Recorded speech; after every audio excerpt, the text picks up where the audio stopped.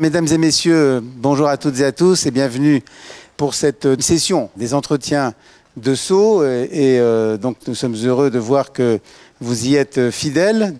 Pour traiter cette question des universités et des villes à l'épreuve de la crise, on va d'abord avoir le point de vue des universités.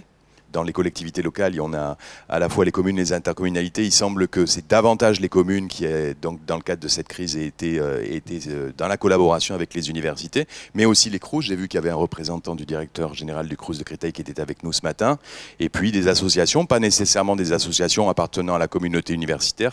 Il y a eu la société civile qui s'est également joint aux différentes initiatives qui se sont nouées.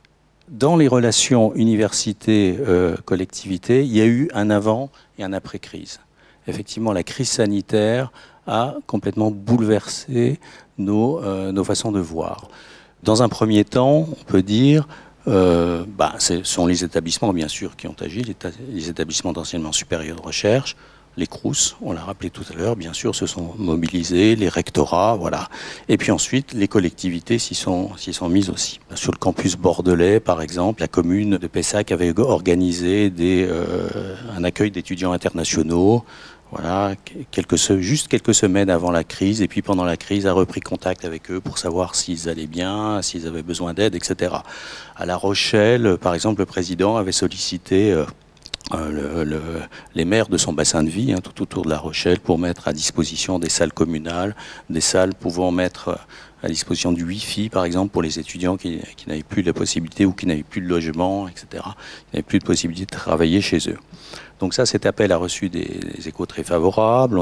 J'ai parlé juste à présent de la mairie de Paris, qui a mis en place aussi des structures très importantes, avec l'installation, par exemple, de barnums de vaccination, de distribution de paniers repas pour les étudiants, de solutions aussi pour le logement. Chez nous, à l'école pratique des hautes études, la moitié de nos étudiants sont internationaux. Donc on s'est retrouvés dans une situation qui était assez difficile. Il y a des étudiants, par exemple, qui se sont retrouvés complètement abandonnés par leurs ambassades, qui avaient des bourses de leur pays, qui se sont retrouvés sans rien, qu'il a fallu soutenir, voilà, sans logement, il a fallu trouver des logements en urgence, bien sûr des aides financières. Vous savez que dans les universités, on a une structure qu'on appelle le FSDIE, qui est le Fonds de solidarité pour les initiatives étudiantes, qui normalement sert aux étudiants. Il y a un volet social et puis un volet d'activité des étudiants. On a utilisé ce volet social, bien sûr, pour aider les étudiants, pour acheter des ordinateurs, des clés 4G, enfin, tout ce que les universités ont fait pour, dans la mesure de leur possible, pour aider les étudiants pendant cette crise. Alors, tout ça, c'est très bien, mais on s'est aperçu qu'il y avait un grand manque de coordination entre les différents acteurs. Voilà.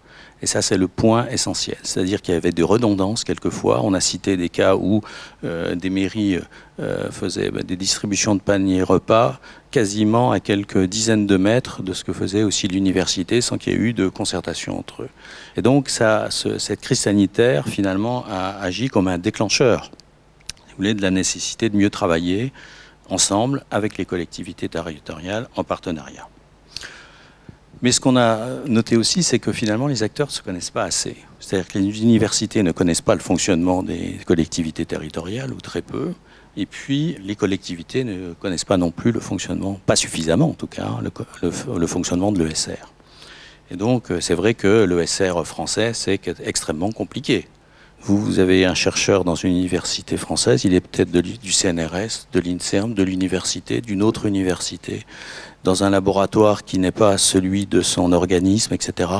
Et vraiment, c'est très compliqué. Et puis, les entreprises ne connaissent pas non plus forcément comment ça fonctionne une université. Et ça, c'est un défaut français. Donc, je pense qu'il faut donc, dans un premier temps, objectiver peut-être un peu nos besoins. D'abord, ce que nous a révélé la crise, c'est la précarité d'un certain nombre d'étudiants.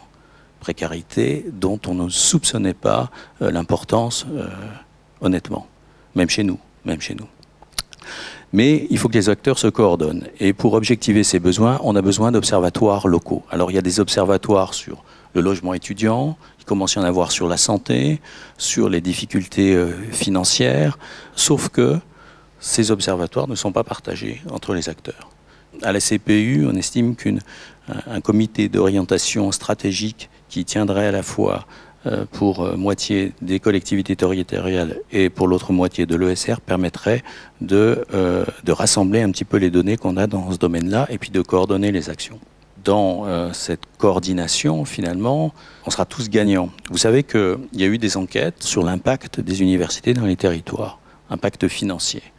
Et toutes les enquêtes depuis 2014 montrent que pour 1 euro investi par l'université, ça rapporte 3 euros à la collectivité et c'est 1 pour 4 pour les emplois. Et c'est aperçu qu'en fait, les collectivités ne connaissaient pas ces chiffres. Et donc, on a besoin de discuter, d'avoir de structures communes pour pouvoir discuter de ces possibilités. À Ivry, on a une quinzaine d'établissements d'enseignement supérieur, ce qui représente à peu près 11 000 étudiants. Parmi ces établissements, il y a des établissements avec lesquels nous travaillons depuis maintenant les années 90. Je pense notamment à Sorbonne Université, autour du grand projet sur le bien vieillir, autour de l'hôpital Charles-Foix, qui est le plus grand hôpital gériatrique européen.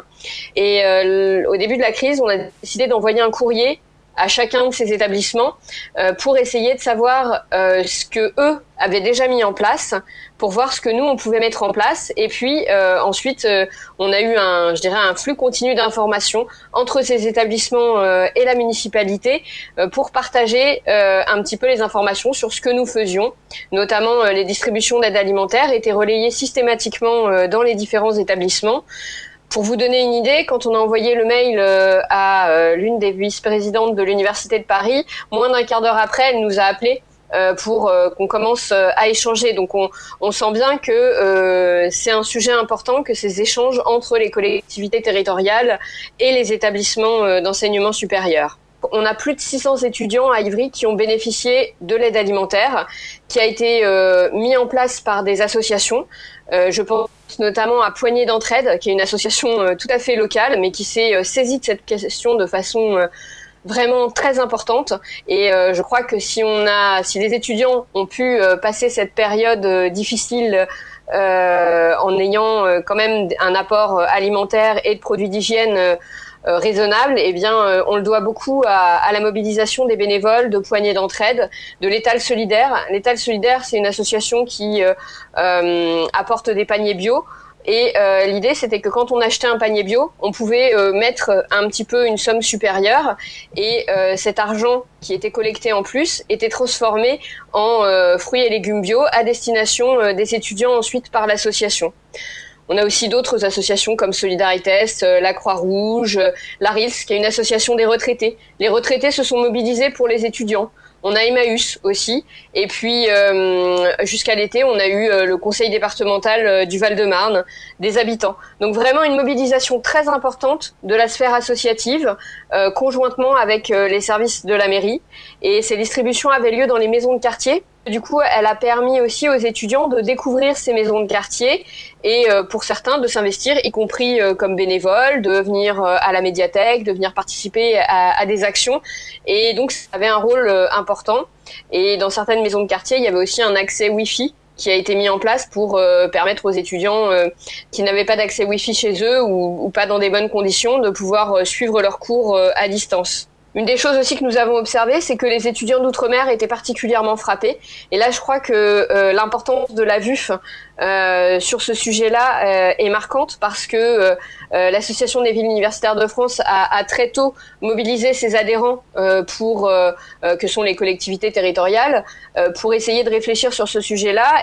Puis on a mis en place des chèques avec le Centre communal d'action sociale de 50 €, ce qui peut paraître peut-être faible, mais en l'occurrence qui a permis aussi de recevoir les étudiants et qu'ils puissent bénéficier d'un accompagnement social pour voir s'il y avait d'autres aides auxquelles ils pouvaient prétendre et pour lesquelles ils n'étaient pas forcément au courant.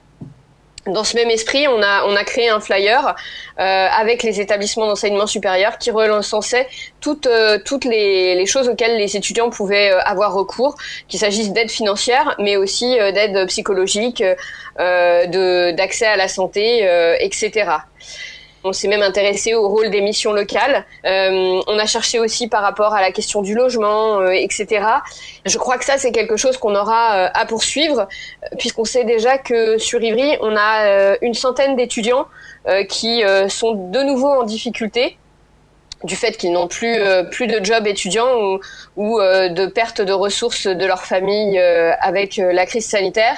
Et en même temps, on travaille avec les étudiants, c'est-à-dire que certains d'entre eux, sur les distributions d'aide alimentaire, sont devenus bénévoles.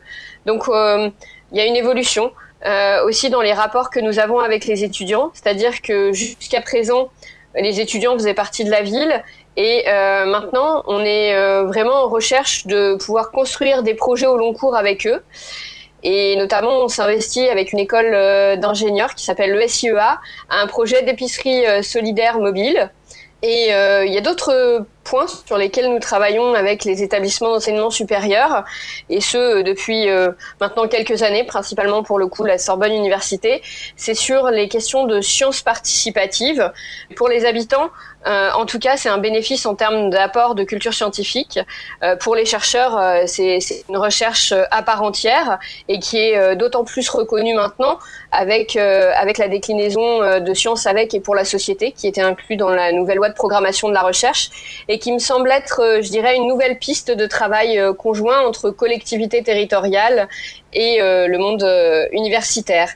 Et moi, j'étais très intéressée dans l'intervention de Jean-Michel Verdier par la notion de l'observatoire, parce que je crois qu'effectivement, dans cette crise, on s'est rendu compte que nous n'avions pas une connaissance assez fine, y compris des étudiants de notre territoire, et ce qui fait que peut-être nous avons perdu quelques semaines le temps de collecter les informations à droite à gauche, mais je crois que c'était pas des semaines qui étaient vaines non plus, parce que c'est des semaines qui nous ont permis de vraiment établir des liens réels avec ces établissements et qui seront du coup, à mon avis, pérennes pour le futur.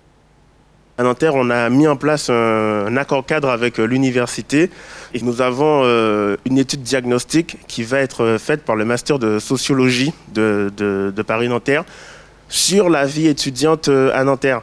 On n'a pas de rôle sur le parcours académique, mais leur permettre de s'accomplir en tant que citoyen, ça, nous avons un rôle à jouer. Et cette crise nous a confortés dans l'envie d'aller plus loin avec chaque structure du supérieur dans un échange gagnant-gagnant. Je suis en charge en fait d'une délégation ville étudiante qui n'existait pas avant. On a plusieurs écoles sur la COF, une précarité étudiante qui existait déjà avant et qui sera certainement après la crise. Et pendant un an et demi, l'essentiel de notre travail était d'aller parler au Crous, d'aller parler avec les associations, les directeurs d'école, pour essayer de voir ce qu'on peut faire ensemble. Ce qu'il a fallu surtout faire, c'est de communiquer sur les actions qui sont faites par les associations qui font du travail sur le terrain. Ça peut être le secours populaire, le secours catholique, et aussi en fait des associations étudiantes qui se sont mobilisées vraiment très largement pendant la crise. On en a une sur Paris qui est l'association Copain Solidarité étudiante qui a engagé sur toute l'île de France. Et puis voilà, en fait un gros travail aussi avec le Crous pour voir comment sur toute la mandature on va pouvoir travailler ensemble. Et on a mis en place en fait une collecte et une distribution de serviettes hygiéniques qui était vraiment très important pour les associations qui étaient sur le terrain, parce que c'est aussi des produits qui peuvent coûter cher aussi. Donc voilà, en fait cette première année c'était une année de mise en place, mais qui était vraiment très dure. La population étudiante est peu connue. Il y a peu d'analyses approfondies sur qui sont les étudiants, quelles sont les difficultés auxquelles ils sont confrontés. On les connaît peu aussi dans les établissements eux-mêmes, où on sait globalement la masse d'étudiants qu'on a, mais quelles sont les problématiques que peuvent avoir individuellement tel ou tel étudiant, c'est une difficulté qui est connue. Et puis, bien entendu, ils sont peu connus aussi dans les collectivités, pour d'autres raisons, parce que les étudiants sont de passage. Et souvent, ils ont un ancrage avec le territoire qui est complexe, parce qu'ils n'ont pas un ancrage avec un territoire, mais avec plusieurs territoires. Ceux d'où ils viennent, celui où ils étudient et celui où ils vivent, et ça peut être trois territoires différents, qui fait que l'ancrage avec le territoire n'est pas forcément très marqué. La population étudiante est peu connue, et j'irais même un peu plus loin en disant que du point de vue des politiques nationales notamment, mais aussi des politiques locales, on se préoccupe peu des étudiants. On s'en préoccupe quand il y a une crise. Quand il y a une crise liée à un projet de loi qui provoque des réactions, ou quand il y a une crise liée, comme il y a 2 ans, à la crise sanitaire que nous avons connue. Et entre les crises, finalement, les étudiants passent en dessous des radars et on s'en occupe plus tellement. Cette mission d'information, nous l'avions voulu avant la crise, parce que nous avions perçu avant la crise qu'il y avait des phénomènes de précarisation assez puissants qui touchaient la population étudiante. La crise a été, de ce point de vue-là, un révélateur, un amplificateur aussi, qui a mis des étudiants dans une situation extrêmement précaire, du fait notamment de la fin de ce qu'on appelle les petits boulots, qui bien souvent sont une espèce de parachute de survie pour les étudiants. Et à partir du moment où la crise est arrivée avec la fin temporaire de ces petits boulots, a plongé un nombre important d'étudiants dans un phénomène de précarité. Un nombre important d'ailleurs qu'on est incapable de dénombrer, de quantifier. On a tout de suite perçu que certains étudiants étaient en fragilité. Je pense, vous l'avez cité d'ailleurs, les ultramarins, les étudiants internationaux aussi, avec la coupure avec le milieu familial. Mais il n'y a pas que, et tout le reste, c'est beaucoup plus difficile à identifier, à quantifier. Une de nos idées de départ, c'était de dire, entre guillemets, profitons de la crise. Profitons de la crise pour mettre le doigt sur la problématique étudiante, parce qu'une fois que la crise va se terminer, on ne parlera plus des étudiants comme à chaque crise, où on en parle quand il y a une crise, et puis dès que la crise est terminée, on n'en parle plus. Sachant que nous en sommes persuadés, je le dis au nom de Pierre Ouzoulias aussi, c'est que les difficultés rencontrées ces 24 derniers mois ne vont pas s'arrêter une fois que la crise sanitaire sera derrière nous. Il y a des phénomènes structurants dans la précarité étudiante qui fait que même si la situation sanitaire, et on l'espère tous, s'améliore, les difficultés vont continuer très probablement. Il faut replacer les difficultés connues par les étudiants ces derniers mois par rapport à la problématique de la démographie étudiante. On est depuis quelques années dans une phase où le nombre d'étudiants en enseignement supérieur est un nombre croissant. Pour plusieurs raisons, mais notamment des éléments démographiques tout simples, c'est-à-dire que la génération de l'an 2000 arrive aux études et voilà, et puis à cela s'ajoute le taux de succès au bac qui fait que les étudiants vont massivement dans l'enseignement supérieur, et on a un phénomène démographique qui se pose principalement à l'université, et cette poussée démographique n'est pas terminée. Les projections annoncent des poursuites de croissance d'effectifs étudiants jusqu'en 2028.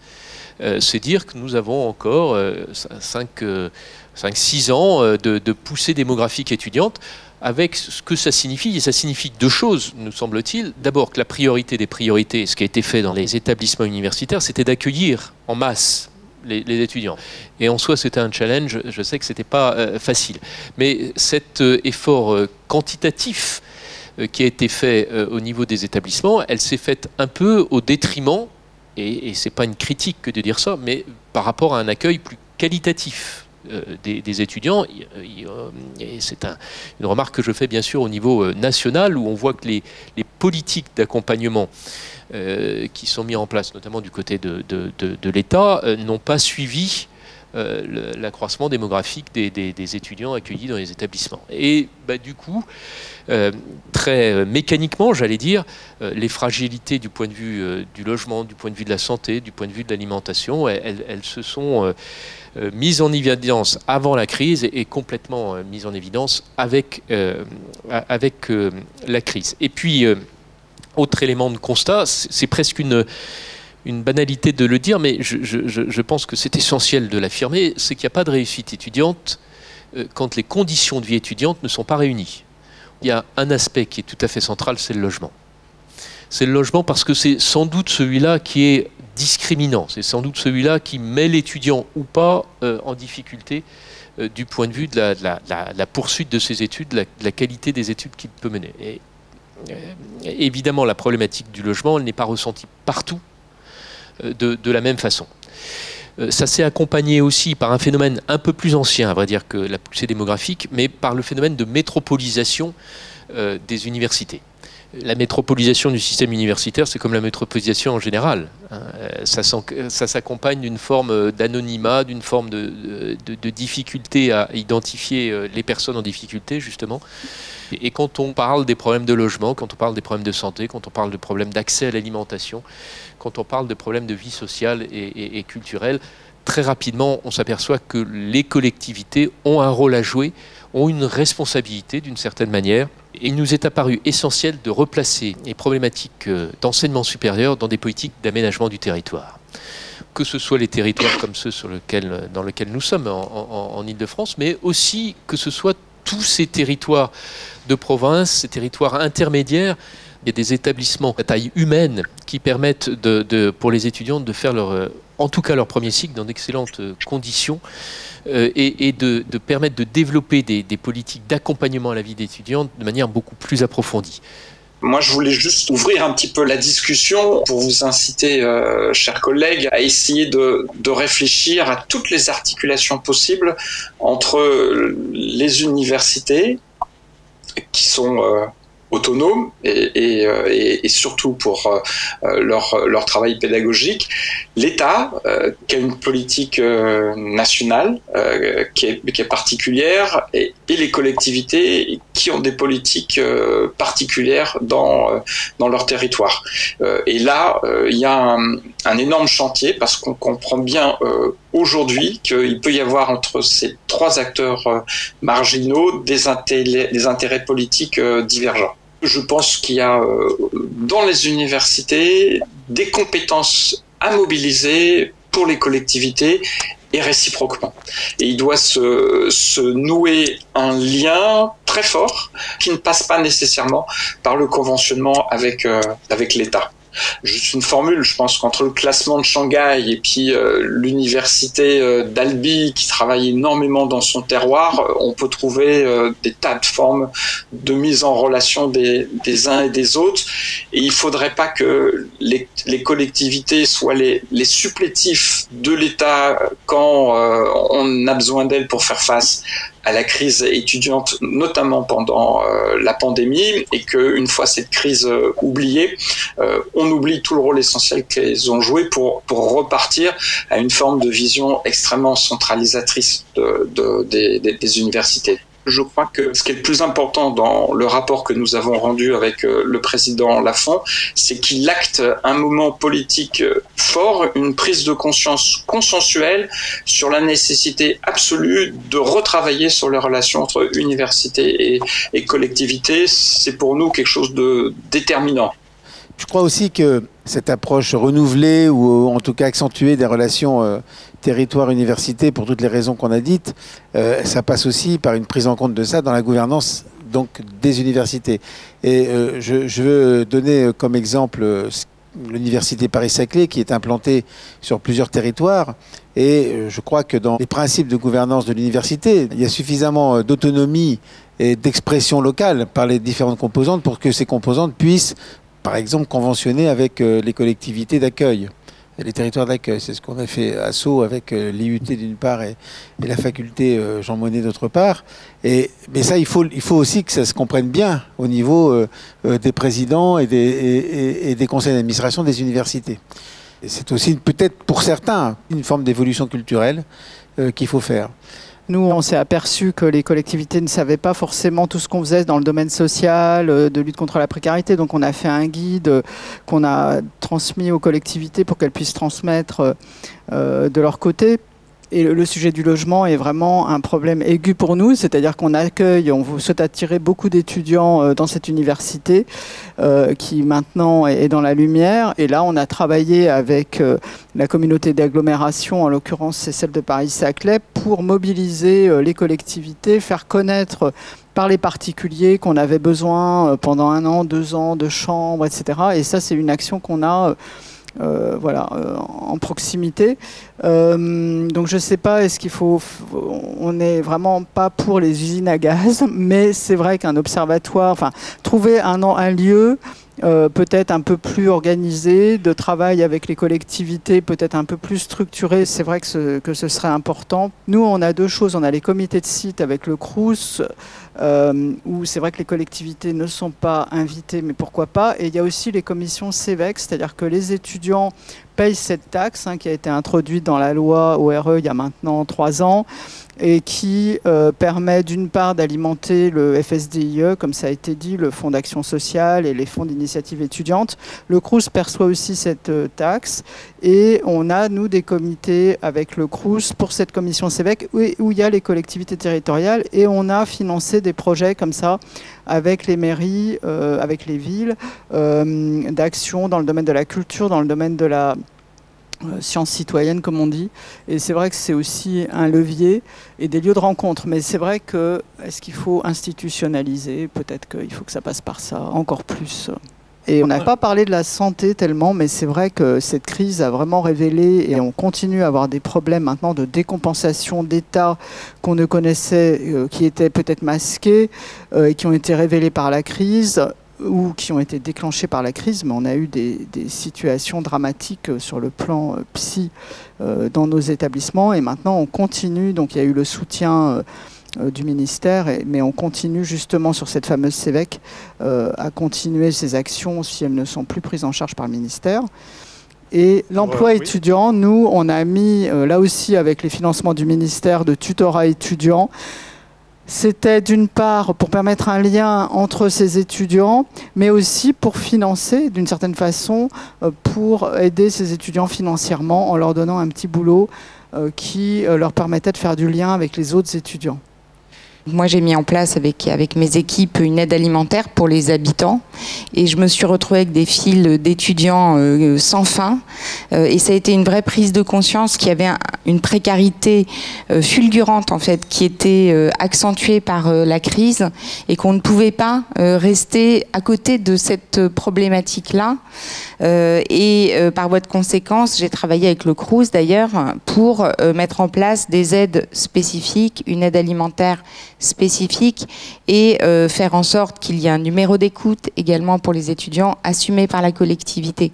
Et vous disiez, les étudiants sont de passage. Mais ce passage n'empêche pas, il me semble, une coopération et un travail commun parce qu'ils ont aussi un intérêt au territoire en réalité, d'abord parce qu'ils y vivent, ensuite parce qu'on est aussi dans nos villes, en tout cas c'est le cas chez moi, dans des campus qui sont ouverts, qui sont intégrés dans la ville, et puis parce que ils peuvent aussi apporter à la ville. Ce qu'on a observé, notamment au sein de la VUF, c'était plutôt une montée du fait intercommunal. C'est-à-dire que sur ces sujets-là, plutôt en lien avec le développement économique, la valorisation de la recherche, la diffusion, c'était davantage les intercommunalités, métropoles en particulier, qui intervenaient. Catherine Vautrin, notre présidente, a tendance à dire que finalement les maires sont les ministres de la vie quotidienne. Et en réalité, c'est ça dont on parle aujourd'hui. C'est pas simplement de la relation université-collectivité, c'est de la relation des collectivités avec leurs étudiants. Et une deuxième chose qui nous a beaucoup étonné, c'est que à la faveur de cette crise, le ministère, donc Frédéric Vidal, son cabinet, la Direction générale de l'insertion professionnelle, a souhaité nous rencontrer régulièrement, les associations de collectivités. Donc en général, nous on travaille avec France Urbaine, qui est également représentée, l'Assemblée des communautés de France, Ville de France pour les villes moyennes. Eh bien, à ces réunions, l'AMF s'est jointe à nous. L'AMF, c'est la plus grande des associations, avec 36 000 maires, je crois.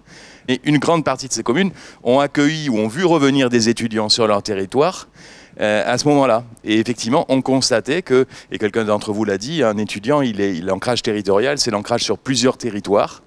Et donc ça nécessite donc une relation, une prise de conscience, et puis ce qui suppose aussi une connaissance de ce qu'est la population étudiante sur son territoire. Maintenir ce lien à tout prix avec les étudiants, ça a été l'une des actions prioritaires du Crous, qu'il s'agisse du lien en termes de logement.